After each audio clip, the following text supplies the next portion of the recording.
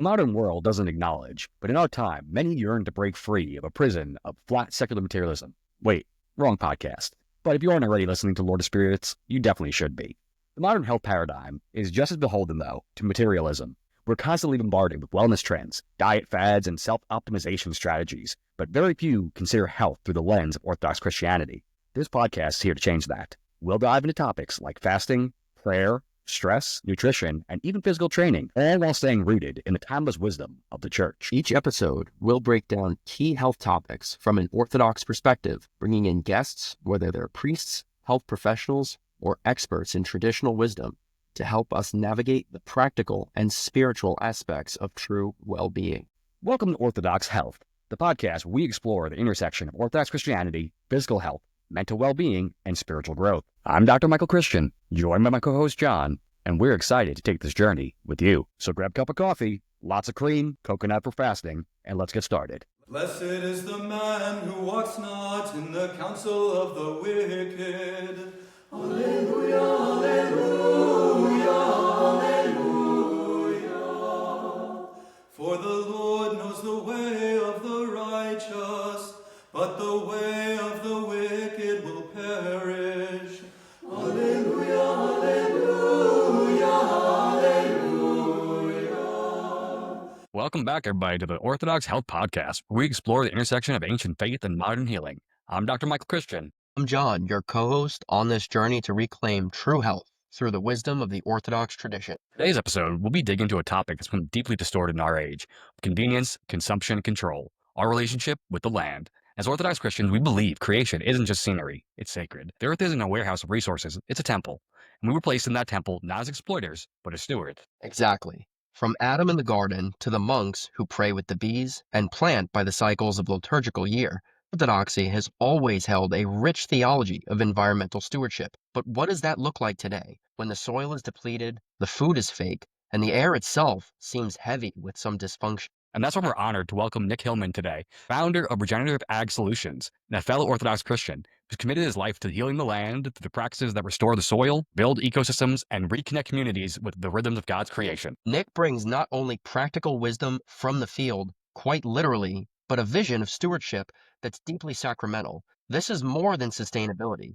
This is regeneration. This is repentance. And it's the kind of healing we need for body, soul, and soil. Let's dig into it. So Nick, how you doing, man? I'm doing well. Thank you for having me tonight. It's a pleasure. Thanks for being here with us. So Nick, can you share a little bit about your journey into regenerative agriculture? What drew you into it initially?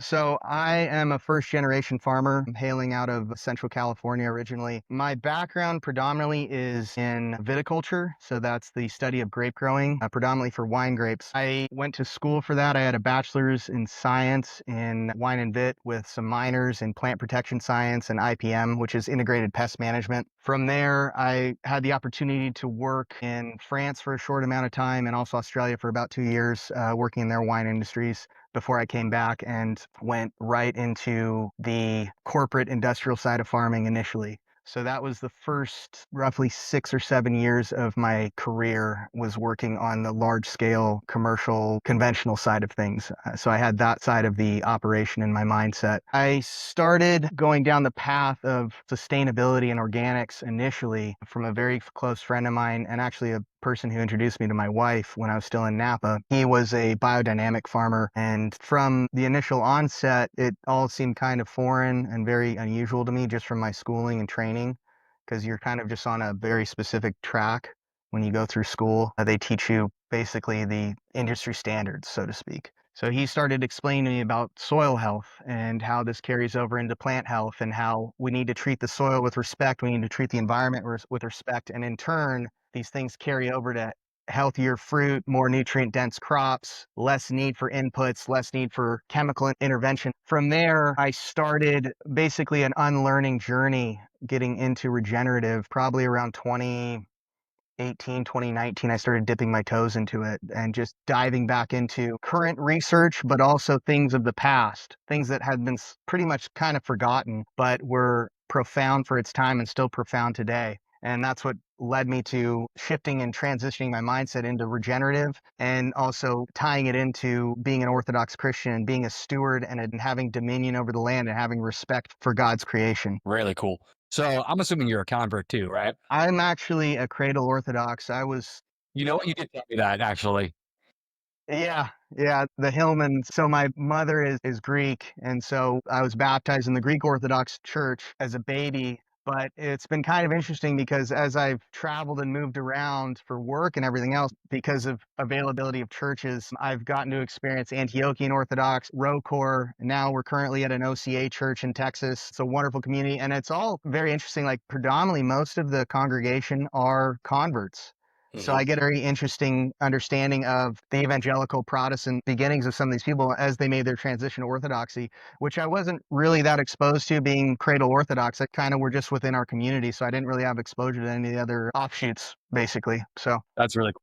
Yeah, John comes from a Roman Catholic background and like from a non-denominational born again kind of background. So we're both converts and we're actually both OCA as well. That's pretty cool. Yeah. Yeah, and I think that's all fantastic. And I think that it's really important. Obviously, it's a long journey for you to go through the conventional aspect of the agricultural industry. It sounds almost robotic. Uh, that's a good way to put it. Yeah. And then like a more organic, fluent, symbiotic relationship with the land that you came into. And it's almost a good thing, I think. You see this sort of need to unlearn things we've learned when you start to dig deeper and come to the truth on different issues. And it's almost better that way than almost having been given it initially, because you see the real pitfalls and the issues with the counterposition having actually been in it. And I'm sure Mike and I can speak to that from a position of being converts regarding other religious systems. And I think that that applies here as well with regards to agriculture. Yeah, there's an interesting correlation with the way agriculture is and the way the healthcare system is. And I think Dr. Mike can connect with this where we're very reactive. You have some sort of a problem, you're reactive to it. So in the field, it's like, oh, we have this fungus disease or we have this pest. Okay, what's our spray? What can we use to kill it immediately? And similarly, it's like you have a chronic disease or something. Instead of going to the root cause of it, trying to figure out, well, why is it there in the first place? What's the reason it's actually metastasizing? That's where we have to draw back and kind of unlearn and go, okay, we need to really look at the system, not hyper focused on specialization, but as a general total picture. Absolutely. That's how a lot of the regenerative farmers are thinking now. And a lot of these people that are transitioning over to it, which is a really cool thing to see. Oh, yeah, there's so much crossover in those two worlds. It's an area that I haven't given as much treatment to as I would like to. I was exposed to Joel Salatin at a conference back in like 2012 range. He was at a health conference, and there's just so much of the depletion to our soil. I mean, the micronutrients between the bacterial colonies that are there has such a downstream effect on our food supply and on our health. And so it's one of those where, as we uncover each little thing, when it comes to the health end, everybody just says, oh, well, I was raised on Doritos and Kool-Aid and I came out all right. And then complain about all the inflammation and pain and everything else they had. And, oh, well, I just went and got my Tyson chicken over there. Now, I'm in Tyson country, so Yeah. if my car rolls off a bridge, you'll know what happened. They got me. Yeah. Well, I mean, it's a funny connection because when the beneficial microbiome in the soil starts getting depleted, the bioavailable nutrients in the soil are not being uptaken by the plant. So then the plant becomes dependent on these chemical inputs. And most of the time, because it's often the big three, the NPK, when these things are inputted in and they're predominantly from a synthetic origin, you're getting excessive salts, you're getting overuse of them, and then it basically just, the plant's living off this, it's thriving off this, it's dependent on it, but then it's also not fully functioning because all of the other important micronutrients that are needed for the functions to happen are not being put in. So then it carries over into the produce. So when the produce gets harvested, they're deficient. I don't know what the statistic is now, but the nutrient density of a conventional piece of fruit like an orange compared to a regenerative orange, the nutrient density, and they've done studies on this recently. There's a great farmer out in Georgia who did this named Herb Young, and he showed these two and how much more nutrient dense his regenerative orange was compared to this conventional one. And I think to get the same amount of vitamin C, you have to eat about 12 or 16 of them, which is just insane because that's like why we're so dependent on supplements now, because we're deficient, because our food's deficient. Exactly. So it all just ties over. That was something else so it was a side tangent to some of my previous research. I used to work for a company called Calton Nutrition, and they were a supplement company largely because the wife of the team had osteoporosis at 30 years old. That was an 80-year-old bone density. And who eventually became her husband, Jason, was a doctor in nutritional biochemistry, and he was working with her and they fell in love and basically developed this product for her because she was all kinds of jacked up. And they actually did the whole Weston A. Price route of traveling the world and looking at the indigenous cultures and what else is wrong. And a large part of it was just nutrient deficiencies. And I was helping on some of the research for one was a re-release and the other of the original book, Naked Calories, and the other was just a new one, The Micronutrient Miracle. And both of those books, though, I was doing the research, it was wild looking at historical versus current standards on these vitamins and minerals. It's just wild. Circling back just for a second, because you threw it out there, and I knew what you meant, but our audience might not.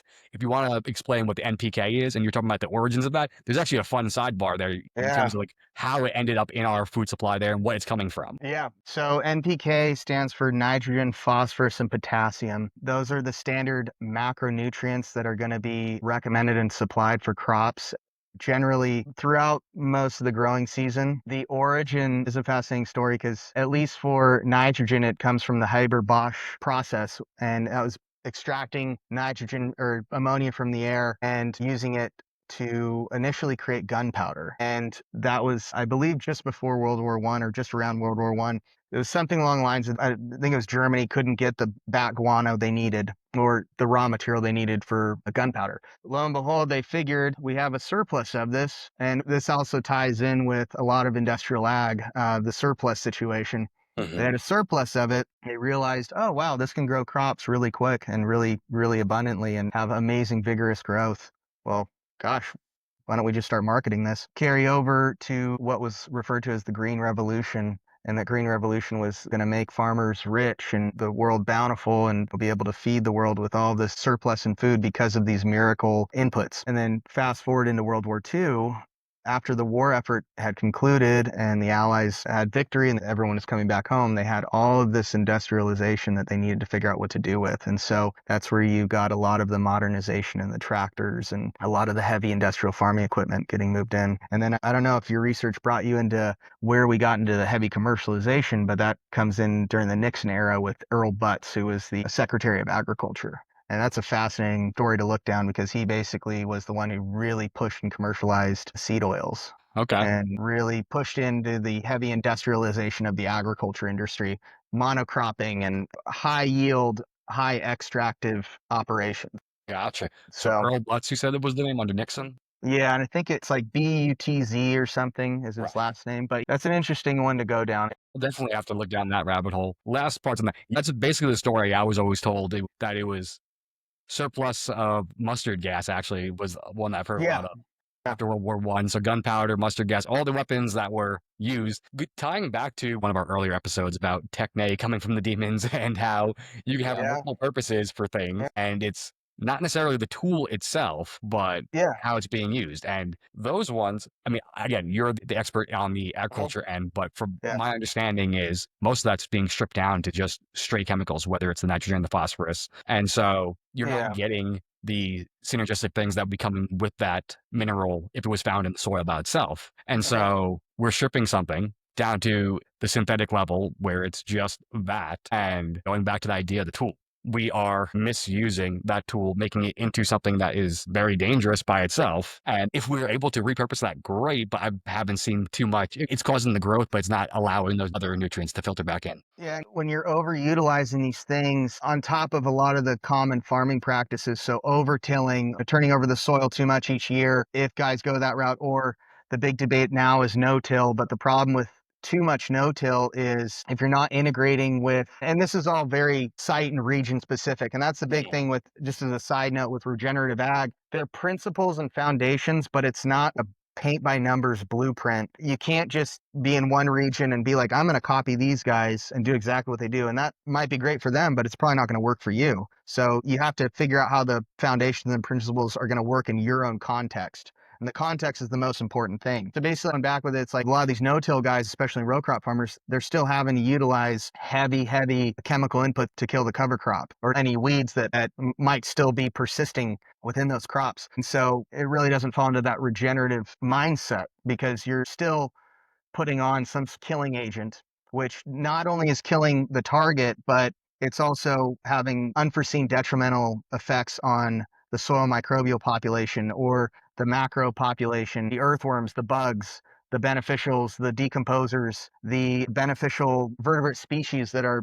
assisting with the overall above ground management. So yeah, like you said, it's one of those sad things where initially good intentions were expected, but unforeseen consequences have occurred. And we're kind of coming to that precipice where like we need to start rethinking a lot of stuff because it's causing much more harm than good. Just to go back, I sort of trailed off a little on my own when you mentioned no-till because it just sparked my memory because back in 2019-ish, around when COVID was going down, I started looking into different types of agriculture and things that I could do around the house or around the yard. I stumbled onto some of Charles Dowding's material about no-till, and I was just rehashing some of that in my head. I liked a lot of the content that I could find about his method. So yeah, Dowding's one of the great gardeners of the day and great for home gardening reference. And with regards to no-till, I think we have to find a happy balance with it. So there are contexts where no-till works really well, and there are contexts where it's not as effective. I think in heavily monocrop systems where you have very little species diversity, it can become a problem. There are an increased usage and presence of this farm implement called a roller crimper that you're starting to see more in orchard settings, vineyard settings, row crop settings, if they can fit them in. Basically where you allow the cover crop to grow up to seed, basically, and then you're coming over with this giant roller and it's got these blades on it and it cuts it down and it creates a really nice mulch. What that will do is creating that mulch over your mid-row or over your initially bare root or bare soil area, and it will allow for less direct heat, especially during the hotter months, onto that bare soil. Because it's a funny thing. If you go on my Instagram, I have a photo from a friend of mine who allowed his cover crop to go really long. And then he had a temperature gun and he showed the two different comparisons of temperature between the covered soil and the uncovered soil. And it's like drastically different by like 30 or 40 degrees. So having that mulching effect is good for that. It also will reduce the amount of evapotranspiration of the water from the soil. It can create a separate beneficial area for beneficial insects to harbor and separate hosting area for them. And then over time, it breaks down into organic matter. And that's what we're trying to do predominantly is we're trying to build up as much healthy organic matter and humus in the soil as we can, because that's basically the life force of the microbial population, having that good, healthy organic matter in your soil. And from there, when the microbes are working correctly and they're doing their thing, not completely, but it basically is turning back into a closed loop system. The plants are photosynthesizing, creating glucose, which is the life force molecule for these microbes. It's the sugar, feeds all the excess glucose that the plant doesn't utilize. It goes down through the roots at the root exudates. The microbes are on those roots in the area called the rhizosphere. Those microbes are feeding off of all of that glucose, and then they're going off and they're doing their job and they're exchanging bioavailable nutrients back into the root. So it has this symbiotic relationship. But the problem is when we overuse excessive synthetic fertilizers, high in salts and other non-essentials, or we're using a lot of these common pesticides, those are feeding down, and those are not just killing their targets, they're killing the microbes. And so when you kill the microbes, the plant loses its ability to tap into all the nutrients that are in the soil. Well, not initially available. Those nutrients are going to be there, but it's the microbes that are making them available. Yeah. So just a small adventure in soil biology right there. But it's far more complicated than that, and I'm only scratching the surface. But yeah. Sure. I mean, we run into that same issue on every episode of this podcast in terms of like, how deep down this rabbit hole do I really want to go? Yeah, exactly. It was a situation where we had every intention of doing a environment stewardship episode anyway, and then came across you on Instagram. I was like, oh, this is my guy. Yeah. Especially as like we have the jiu-jitsu connection. Exactly. I was like, all right, cradle Orthodox, there's a different perspective there. So to that effect, to what degree, if any, has there been anything that's really stuck out to you where your faith, where your desire for that stewardship, to have that as a goal, has that informed or had a role with your farming philosophy? Oh, for sure. So there are some homilies actually by St. Basil where he discusses the importance and the nobility of agriculture and the farmers, and how, because essentially we have to survive on food and water since being expelled from the garden, that the farmer is here to continue the life force of the population, but in a healthy and respectful manner, and serving as stewards and caretakers of God's creation. And that's how we really have to approach farming. We have to change this whole mindset of maximum yields, maximum extraction, turning it into this like conveyor belt line style of industry where it's really kind of sad to see. It really shouldn't be that way, especially like I'm not in the animal side of things, aside from occasionally utilizing grazing animals in our operations. But seeing where the factory farming operations go, it's heartbreaking to see how we're treating God's creation that way. It should not be that way. Animals serve a major purpose in agriculture. That's one thing that through industrial ag and the Green Revolution and all these nuances that came in the last 20th century,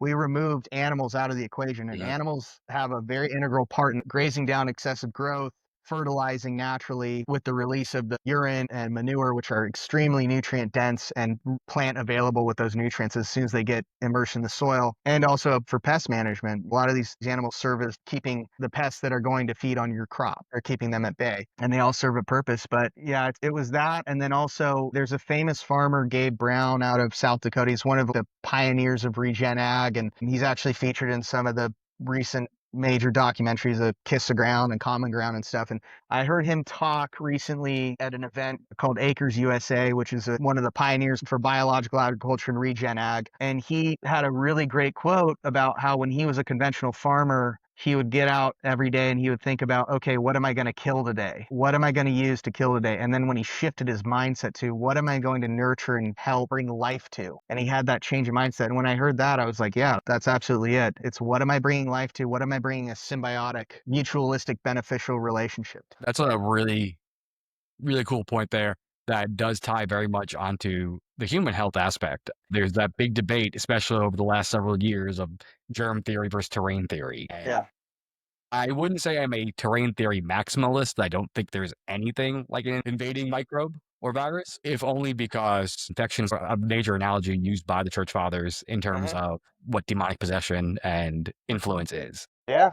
It's compared in the same way. So I'm not willing to throw out germ theory completely. Yeah, there's actually a good point there, and I didn't think about it till now. When you really break down the roots of why crops are infested with excessive weeds, and weeds are just, every plant has a reason it's there, but in your cropping system, a weed is like, I don't want you there, so you're not supposed to be there, but they serves a purpose for one reason or another. Or certain insects that are going to feed on your crop, or certain fungal, bacterial, viral pathogens. Predominantly, it's because your plant or cropping system or soil is diminished or lacking in something, and it's going in there to clean it up and clean it out. So basically, it's nature going in and saying that those grapevines over there are extremely deficient in manganese or molybdenum or whatever, send in the cleanup crew. It's sort of like when you're weak in your spiritual life, your spiritual strength. Also, when you're really strong and you're coming out of Lent or something, or coming out of a heavy fasting period, that's also where you might get tested, but you'll be more prepared for it. But when you're not observing fasting, not praying daily, not going to church, not following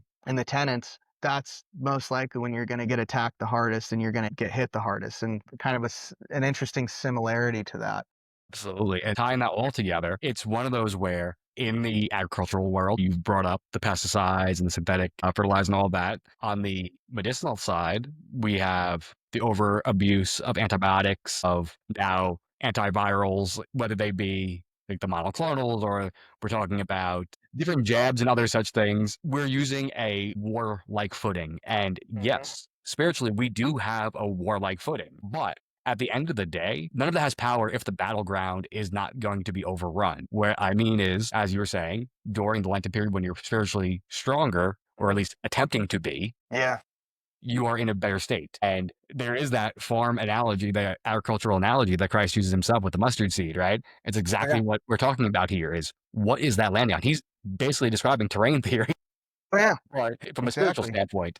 Exactly. And that's where I think a lot of what we need to do, both the agricultural and the medicine end, is we need to not necessarily abandon completely the war footing, but become that warrior in the garden, as opposed to outright always trying to destroy and nuke everything. Because that's clearly shown to destroy our health and that of the cosmos. Exactly.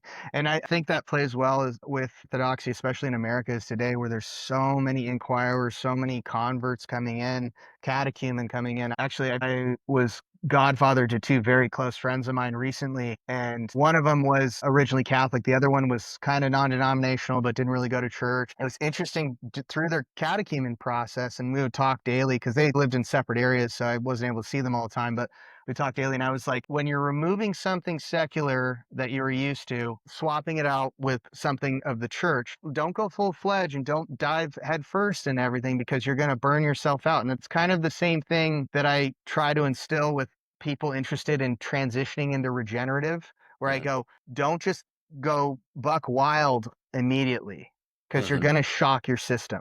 Yep. It's not ready for that. You need to go incrementally. Okay, I'm taking this out. I'm changing it out with this. I'm taking out the synthetic fertilizer. I'm putting in kelp and fish emulsion. I'm taking out this insecticide. I'm going to be using beneficial insects or whatever. Let it be a gradual process as you build your foundation. It's the same thing. Like, I think we might have talked about it, but in my early 20s, I wasn't as active in the church as I am today. And I was going through the whole, I'm living on my own. I know everything, blah, blah, blah, blah, blah. And so when I really reemerged back into the church, and it was right around the time when I met my future wife, because she wanted to deal with a Christian. I told her, well, I'm Orthodox Christian. She goes, I don't know what that is. And I go, yep, of course you don't. Yeah. And this was almost 8 years ago. So I took her to church, and there was so much stuff she was asking me. I was like, I don't know. I'm not sure. I'm going to go to catechumen class with you because there's a lot of things that I've either forgotten or it was just brushed over because I was cradle. And that's the problem sometimes with the cradles. Does seem to be a major problem. My godfather, so I was received into the Greek church as well. Mhm. My godfather is 100% ethically Greek. He's a great guy, love him to death, but he had the exact same experience of he was Yeah. cradled and just did not get that same formation in the Mhm. church that sadly seems to occur a lot with ethnic Greeks. I mean, I'm sure it probably No, it, the ethnic Russians and it's, Serbians and everything it, else as well. Point, he always jokes. He's a black belt in Brazilian Jiu-Jitsu. nice. There you go. He always jokes that, yeah, I'm a black belt here, but I'm a white belt at Yeah. in the church. Yeah. And me, on the other hand, I didn't take the advice you gave to your godsons. Mhm. Neither did John. The two of us were discussing the philokalia as inquirers, like Nice. nut jobs. I had that conversation with Father John. I think we talked about it during the episode, but there was a lot of material that I read and cited in my doctoral thesis that, looking back on it, I'm like, I was not ready for any of that. What the heck was I thinking? Oh, yeah. Fortunately, I didn't completely melt. Yeah, it's a beautiful thing. I think jujitsu, regenerative ag, or just agronomy in general and orthodoxy are very similar. And you talked about this in the first episode, how, yeah, you get your black belt, then suddenly you're not done. You're just on a new plateau. And it's the same thing with regenerative ag. There's a nuance that comes about. We only know about a percentage of the actual total understanding of soil biology and mapping out all the microbes, taking like a teaspoon of really, really healthy soil. You'll have somewhere around 6 to 10 billion species. And you're like, oh, yeah, good luck trying to map all that. But it's one of those things, like, it's a lifelong process. Just like with orthodoxy, it's just going to be a lifelong process. There's going to be so many things that I hope I can get to in my journey of seeking truth and theosis. Probably won't, but we just take a little bit at a time and take as much as we can handle. And it's the beauty of just continuous study. So I'm going to venture into a tangent here a little bit because we're talking about symbiosis in the environment when you're working with regenerative ag. And I'm familiar with this guy online. I was really a fan of a lot of his material. His name's James Prigioni. I don't know if you heard of him. He runs a channel called The Gardening Channel on YouTube, and he does like food forest. Oh, yeah, yeah, yeah.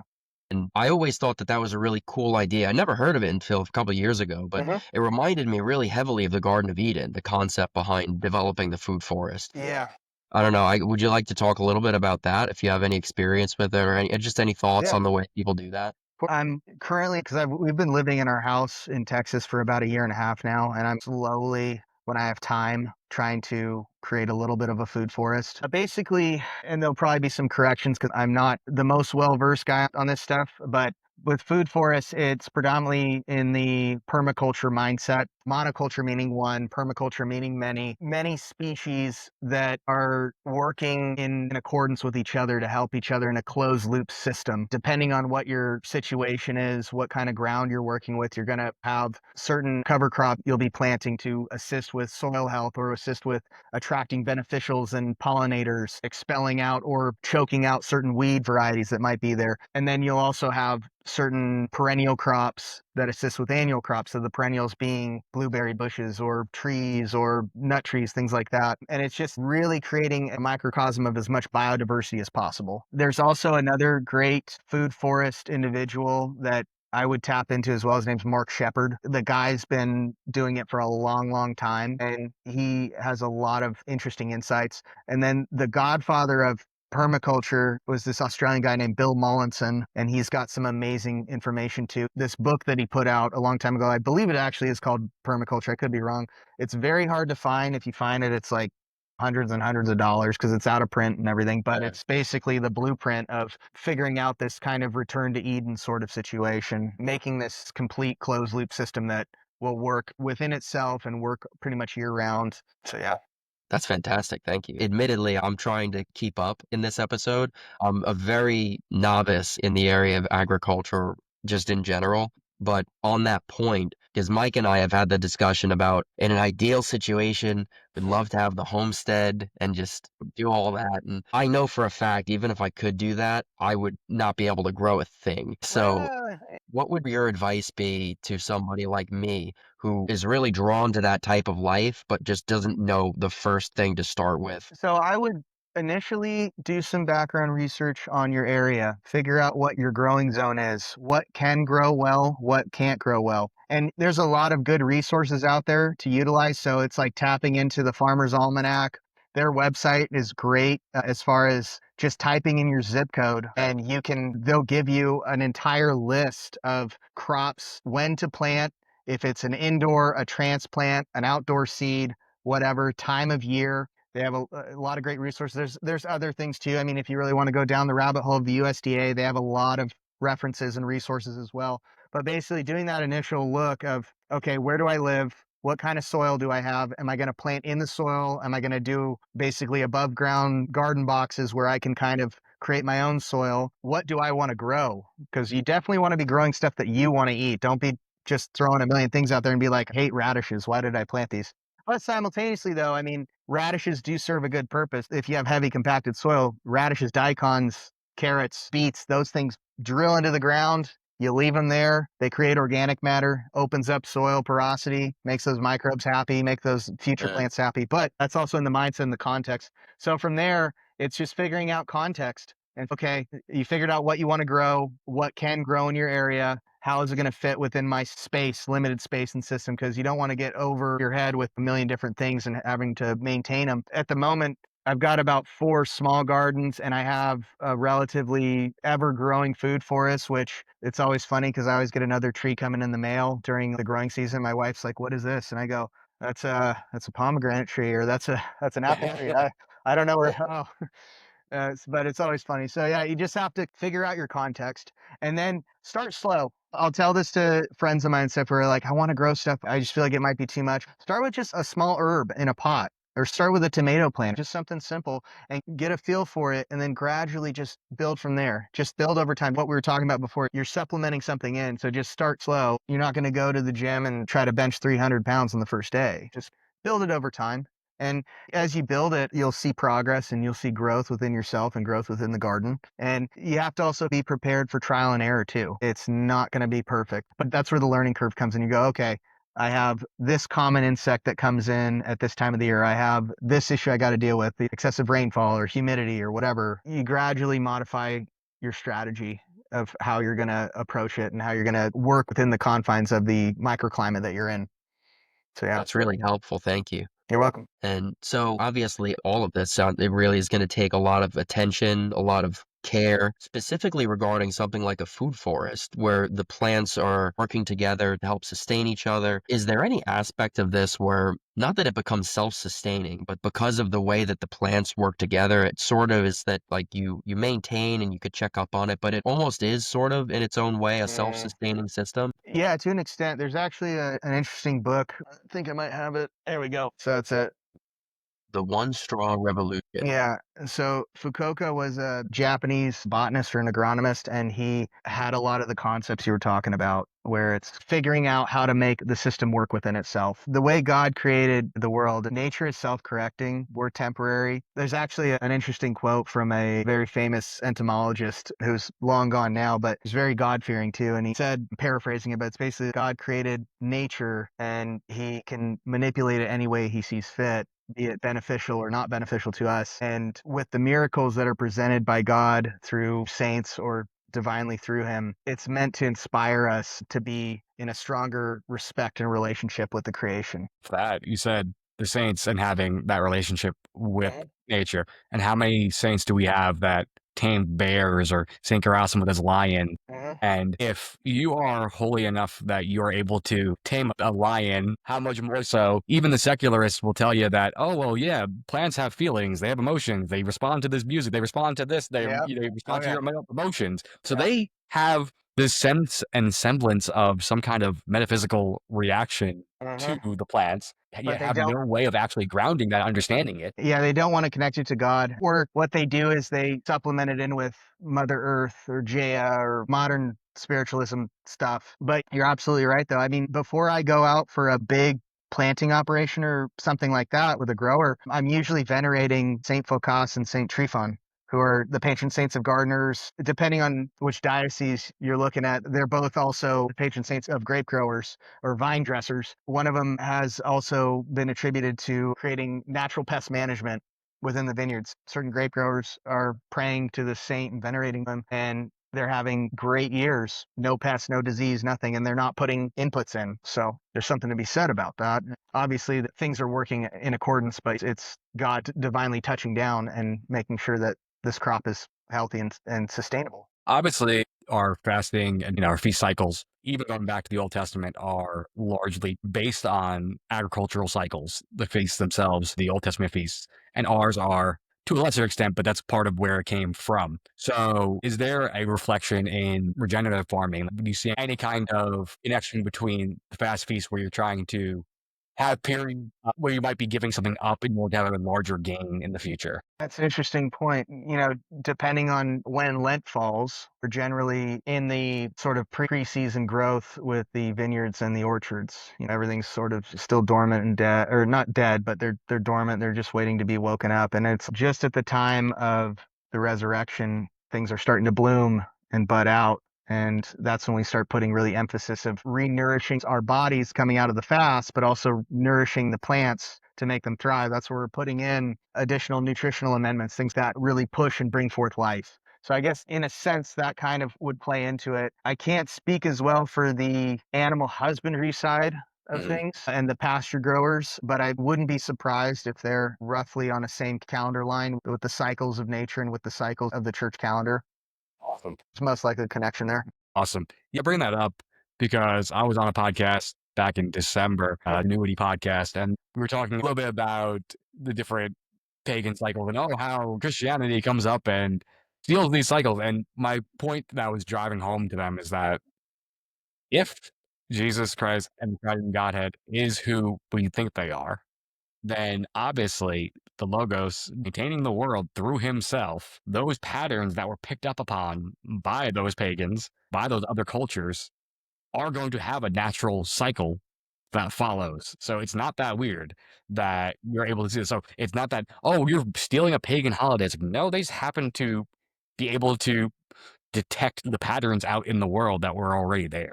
Yeah, and depending on which pagan sect you're looking at, it's most of the time the Christians were already established in existence before them. But yeah, it's absolutely right, though. It's falling in line with God's creation and how he set the timeline and the cycle. And so, yeah, that's a very good point. Yeah, absolutely. So, okay. Can you talk a little bit how your work helps communities, not just the ecosystem themselves, but how it helps people connect to that sacred duty, that idea of being a steward of the land? So yeah, for the most part in Texas, most of the acreage I'm dealing with are smaller acre setups and situations, not the large stuff that I was working with previously in California and other places, which it can make labor a little bit more difficult to find, but it makes people more adaptive to that, where I'll have friends and family members of the owners come out and they're just there, and it builds community. Hard work out all day in the sun pruning or whatever it is we're doing builds so much community and camaraderie, and they feel like they have more of an ownership to the products they're producing. It's not just looking at a spreadsheet and going, okay, did we hit these numbers today? Oh, no, we didn't. Okay, well, we're going to have to adjust the budget. But no, it's like you're out there and you're actually working in it, and you're getting your hands dirty, figuratively and literally. I feel like it makes people much more happy being there. Allegedly, there's some study too where it's like you work in healthy soil and healthy dirt, the microbial populations can have synergistic effect on positive emotions. I don't know much about that, but Could almost guarantee that's the case. So most of the most effective probiotic strains are derivatives of soil-based organisms. yeah, there you go. So the Bacillus strain in particular, which does give us anthrax, but Yeah. So yeah, that's where you're just the same thing. It's like, well, we have good intentions, bad intentions. It's right. what you're doing with God's creation. Yeah. Exactly. So anthrax is one of the species of the Bacillus genus, but the other ones like Subtilis and coagulans, those are tremendously. So as an example, bacitracin, that's where we get it from. It's a synthetic version of a compound produced by the Bacillus. And those particular ones, John's been hearing me rant about this for 15 years now, just about this point. They don't colonize. And going back to the terrain theory idea and mustard seed idea, they actually don't colonize your body at all, but they don't start to activate. They stay dormant in a spore form until they reach your stomach for the most part. Interesting. Okay. Is minimal action. I mean, if you got open wounds, I would definitely put it on there because it's going to get the bloodstream there and it'll have tremendous effect. It should help. There's been some studies on it knocking out sepsis. So same idea there. So it'd be a very potent antiseptic on the skin, but generally speaking, you're getting it into your gut lining and that's a terrain that it wants to land on. There are some antibiotic properties, but the biggest thing that's doing is recultivating. So it's reshaping that. And like I said, it's a soil-based probiotic. So what I heard is I should keep Megaspore in my IFAC. Honestly, yes. Yeah. In like a little, Sounds good. in a little Altoids can, you can just open it up and. Or if you want to get real squirrely with it, you have it in just the powder form in a little vial, and then you start getting knocks on your door, or maybe no knocks. I don't know. The Tyson guys are coming for me again.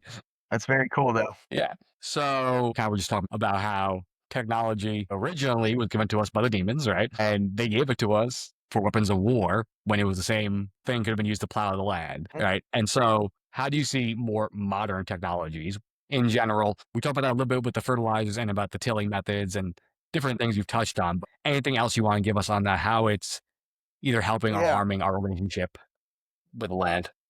Yeah, so I think it falls back into the context thing. We still will utilize certain inputs, trying to keep them as organic and natural as possible. If we're in a transitional thing and say the soil health is not 100% there, or it's not at the place where we want to be at physically, chemically, biologically, we may have to be in that transition phase where we're still using certain synthetic inputs as we're shifting something away and making that gradual change. There's an interesting thing I can't speak on completely, but basically working with a few operations out here trying to help them shift more to sustainable practices, especially in Central and East Texas, where they have much more humidity and higher disease pressure, to acquire certain national sustainable labels or certifications. They can't utilize certain products, but some of these products are all they've known at the moment to have available to deal with some of these fungal pathogens. Now, what we're trying to do is we're trying to show them we have to change the whole MO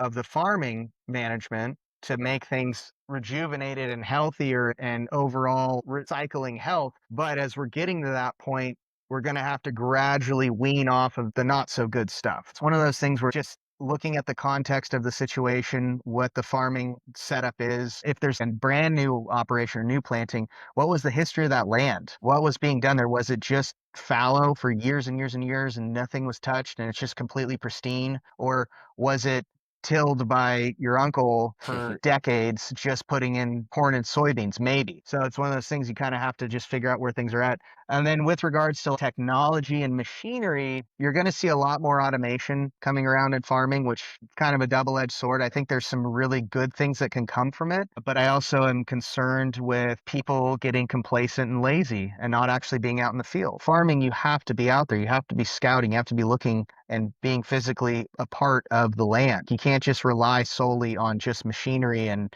computers and AI to make all the decisions for you. So depending on the scale of the operation too, that's the big thing. You're not going to really see this on smaller scale stuff, but on the big, large scale things that are still going to be in operation for a long time. Hopefully they're going to transition to more biodiversity, but chances are they're still going to have to be reliant on technological advancements to assist them with sensing, data collection, things like that, so they can make as sound decisions as possible with their operation. Cool. So a big thing I heard you say in the beginning there about essentially not letting the perfect be the enemy of the good. That's a phrase that's used a lot. And tying it in here, I have a lot of experience with that in terms of both weaning people from their pharmaceuticals, because legally I can't tell somebody, stop taking that drug. I'm not their medical doctor, so I can't tell you what you can or cannot do. I generally word that, hey, I probably wouldn't be taking that, but if it's a safe situation where they absolutely feel it's necessary, we have to work around that. And I'm going to make the best choices we can to try to reduce that until it's that point. Or on the food end specifically, it's, oh, well, I only eat McDonald's cheeseburgers. Well, can we start maybe just eating a regular cheeseburger? Yeah, exactly. Yeah. We get rid of the glyphosate sprayed bread and then we keep moving down. Since I got you here on that, maybe you can expand on glyphosate specifically. Now, I had made the claim, it's my thesis on that front, that most of the issues we're experiencing with wheat isn't inherently the wheat itself. I do think there's differences on the strains, but again, maybe that's something you could speak more to. I think some of the strains that we're growing now, as well as, again, the glyphosate in particular, is the larger gut irritant that's leading to the downstream effects to people with gluten and gliadin. Yeah.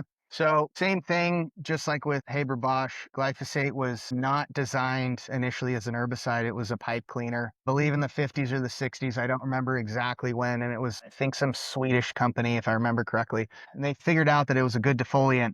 So it could be used to kill weeds and non-desirable species. Basically, what it does in the most simplistic ways, so plants have a system called the shikimate system, and it chelates certain micronutrients. So it basically captures and fixates them and closes them off, one of the big ones being manganese. Manganese serves a major role in energy, plant photosynthetic activity. It's a very important micronutrient. Take that away, plant starts having deficiency problems and starts to die systemically. Problem is, though, and I think it was around 2001 when Monsanto, who's now going to probably knock on my door, they labeled it not only as an herbicide, but as an antibiotic. And most people didn't know that. You didn't know they labeled it as antibiotic. Yeah, No. so I think if you can look back, it's around 2000. I could be wrong, so correct me if I'm wrong. Labeled as an antibiotic. And so it's going in there and it's killing off the beneficial microbes and making an anaerobic system under the soil. And so from there, this is when Bayer Monsanto, or just before they had their merger, started patenting the GMO Roundup Ready seeds, cover crops. So you could spray, and no effect on those, but it'll kill all the other stuff that's growing around it. And I would not be surprised with your theory on all of that. I think that holds a lot of water, especially for the fact that there's a lot of European countries, specifically Italy, who they will not take quite a few produce imports from America, especially grain. And they won't take in GMO seeds. Yeah, it's something, I believe it's Stephanie Seneff, and it's funny because I think 2 of her papers had gotten recalled. They've been pulled because they were inaccurate. But if you actually read the paper, they're fine. There's nothing wrong with the methodology. Yeah. That was a big part that she was going on. I was like, no, it's probably the glyphosate. And that was 2012 paper, I want to say. So this is almost 12, 15 years ago. Well, she's probably one of many, though, because I've heard of quite a few researchers who have come out and they've explained quite a few issues and problems, and then they just get like, hey, you're done, you're losing your job, you're losing your titles and everything else. There's a really good researcher out there who's been doing a lot of work on specifically glyphosate, but he does a few other products. His name's Don Huber. Don is very, very knowledgeable of all of the inner workings of this product and what effects it has on the soil, on the washout when it washes off the field and goes into the water system, and has lots of data. It's kind of interesting. I got to listen to him talk last year, and he discussed there was one farm operation that was utilizing him. They were an organic operation and they were growing cucumbers for pickling, and they were still testing positive after like 15 years of it being organic for glyphosate residue. And he figured out that if you get healthy, clean sauerkraut juice or pickling juice and you spread it on that soil, it was going to slowly start destroying and consuming those metabolites of residue glyphosate, which is funny just because this is the common thing that a lot of the agrochemical operations will tell you. Same thing with pharmaceuticals. They rush through the trial as fast as possible just to get the product out there immediately. And they'll say, oh, it's only got a lifespan of X amount of months or days or whatever, or follow the label. The label's the contract. That's what they would always tell you. And lo and behold, we're starting to realize that a lot of these products are lasting way, way, way longer in the soils and in the crop residue. And so it brings a lot of concern to that. And the other concern is a lot of the time when you're doing these sprays, you're not doing just the one spray, you're doing a cocktail. There's a cocktail of a lot of things. So that's a scary thing. Glyphosate is the buzzword right now, but it'll be replaced with something else. And there's so many more of these other products that are out there that are just as bad, if not worse. They were good about ditching organophosphates and carbamates, but just as soon as something gets mixed, they're going to start working on something else to replace it. Or when they get resistance, as soon as they start getting resistance from the target species, they're going to start figuring out, okay, how can we rearrange the chemistry? And how, when that particular species adapts to it, when they get used to those chemicals, the medicinal, I always call that pharmaceutical whack-a-mole.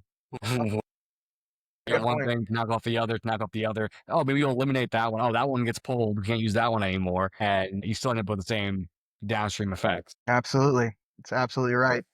To your point, you mentioned about testing the soil for this glyphosate, and not just for the glyphosate, but for someone who's doing this on their own, maybe in the home garden, and they don't know the first thing about testing for soil quality, but is there certain qualities of the soil that you could look at to know, oh, it's missing this nutrient, or that it might have this pest problem, or is that something that you need to actually send a sample to a laboratory to get done? Yeah. There's quite a few labs around the US that can do home garden soil testing, and there are a lot of different soil tests out there too. I'm personally a fan of the Haney test. I like to use that one.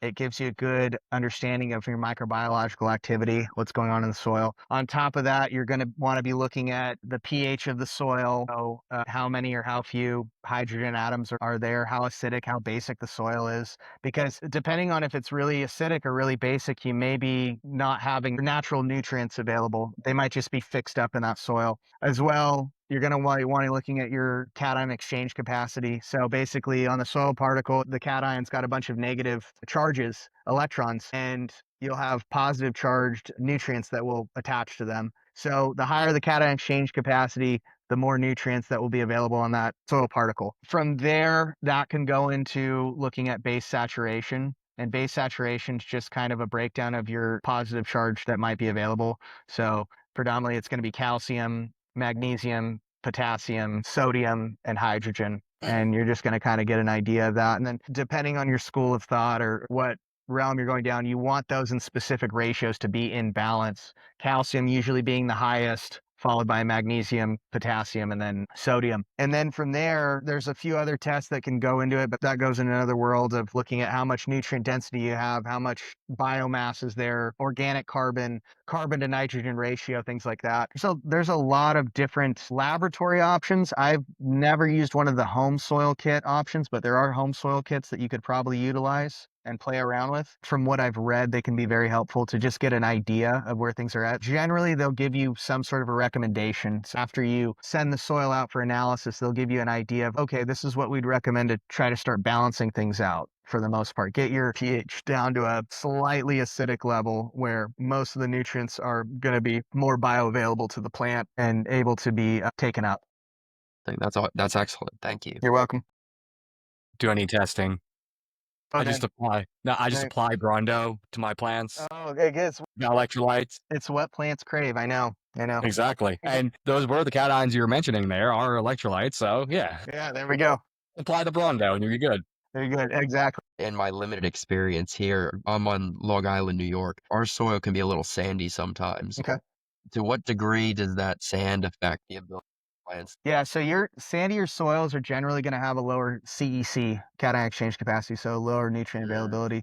Your organic matter is probably going to be lower too. That's my best guess. But it wouldn't be a bad idea to get some testing done to see where things are at. Chances are, if you have a little plot or something you want to plant and garden, definitely do a soil test. Either send it in or talk to me after the show and I can give you some recommendations of some East Coast labs that might be good, or if you want to send them across state. I generally like to use Regen Ag Labs, but there's a lot of other good labs out there that'll help. Then doing a water test is always good, where you can kind of see how long it takes for the water to percolate down through the soil. And that'll kind of give you an idea of, generally with sandy soil, it's going to go a little bit faster than with heavy clay. Another good thing, where you're getting an understanding of what's growing out there. If you have quote unquote weed species that are out there that are proliferating, if you can identify those, you can get an idea of what it's telling you about your soil underneath. If you're out of balance in that base saturation, or you have low aerobic activity, low microbial activity, low organic matter, things like that, if you can identify some of the weed species, that can give you a jump start. Okay, I think I know what's going on here, but then I'm going to test it, confirm, and then you can kind of go from there, figuring out what sort of natural amendments you can start incorporating in before you plant. That's really cool. Yeah, so tying back to terrain theory, keep bringing it back to that. Same idea. It makes sense, right? Terrain being land, that's where the medicine guys got the idea from, but the idea of what's growing there is going to give you an idea of what's happening under the surface. Makes sense. Yeah. It registered in my brain that I'm like, yeah, I get that. Exactly. No, it all circles back. Definitely. Yeah, I think so. We've kept you here for already an hour. How about what gives you the most hope in the face of the environmental degradation, of the destruction we've had? I think the everyday person's getting a lot more conscientious of what they're putting in their system and how it's being grown. A lot of people are asking questions now. A good example of that at the moment is with the wine industry, because the quote unquote boomer generation's not really drinking as much anymore. And they were more of just grab whatever was on the shelf that looked nice, or whatever label looked cool, or it had this many points or awards or whatever. Now you're starting to see a shift where the consumer is really starting to ask questions. And I think this was an interesting emergence that really started to take hold around or just after COVID.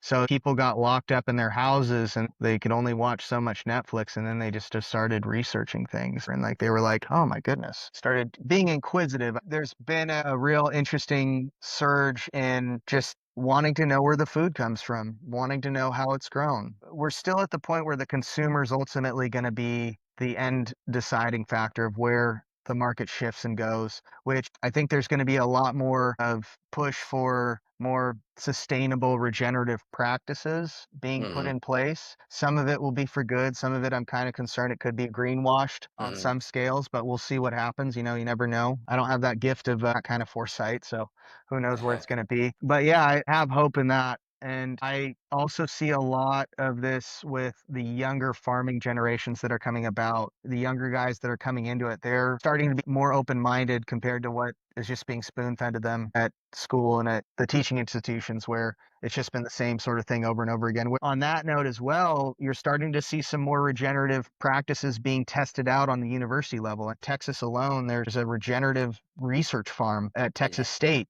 And it's just really cool to see. And A&M starting to slowly kind of play around with getting some thoughts and ideas on things. So the wheel's turning. Hopefully it's fast enough, but it's starting to make some progress. That sounds great. And I'm seeing a lot of that on the health end as well, Oh, for sure. in terms of RFK coming in with the Maha movement, all that Yeah. stuff.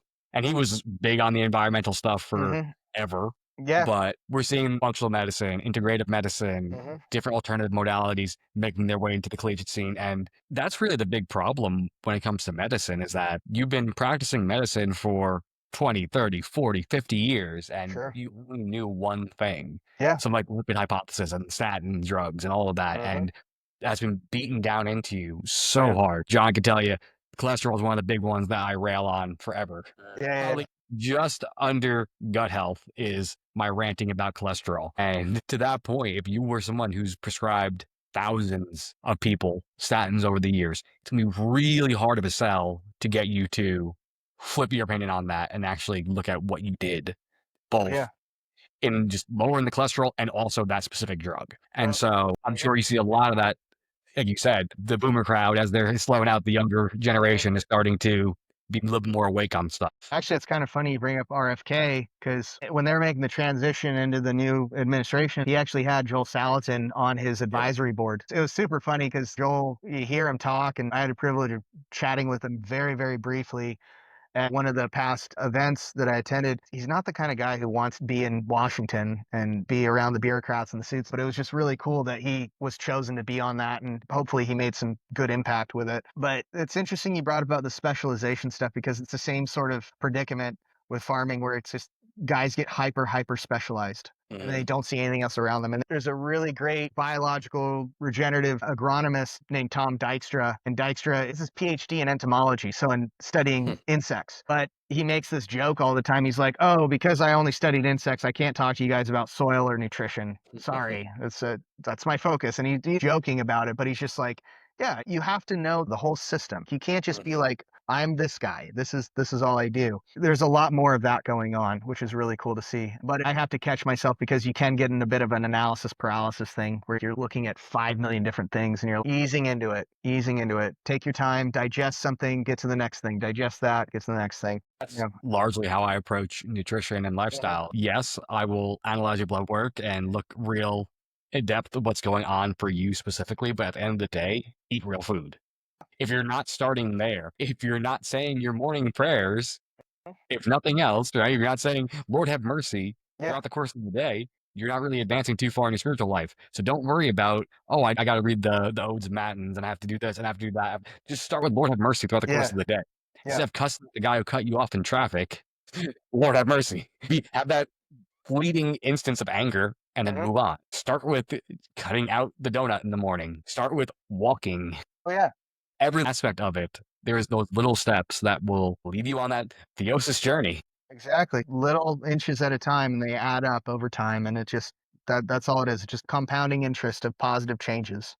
That's exactly right. I'll just say that it's extremely encouraging to see the Overton window shifting in a more positive direction across all these different sectors of life, be it the agriculture, health industry, even pharma a little bit. We're starting to see that shift. Religion, politics, the window is shifting in a favorable way. And with that, I think we're starting to also see this rise of the Renaissance man a little bit more. Well, like you're saying, moving away from the specialization, how it's kind of the individual going down those rabbit holes and going, okay, wait, so no, if I'm concerned with this particular issue, that relates to this, and this, so I should look into that. Some of it's a little neurotic, but it's really people being open to taking responsibility for things, not saying, oh, well, that's a little outside my wheelhouse. I really don't have time for that. Not interested in that. Saying, no, I really should take the time to do a little research, to learn a little more, be a little more capable. And the more they learn, the more that window shifts, the more positive things happen. Completely agree. So yeah, I think it was great. Do you have any last thoughts you want to leave us with, Nick, before we let you plug away on anything you want to plug? Yeah, so you can find me on my Instagram at Regenerative Ag Solutions. Once in a while, I'll post a blog on my website. I'm trying to get more into writing, but other things take over. I'd say if you're going to want to get into some sort of home gardening thing, just start small. Start small. Start with a tomato plant and go from there. Anyone can be a gardener. There's nothing holding anyone back. I hope at some point one day, this has been a long time dream of mine, and actually Father John Valadez kept instilling it in me for a long time. Eventually, one day I would like to be working for a vineyard, or one day maybe have my own vineyard where it can be specifically for communion wine. Yeah. When you were first talking about how you started in the vineyard area, I'm like, it is kind of providential, let's say. Yeah.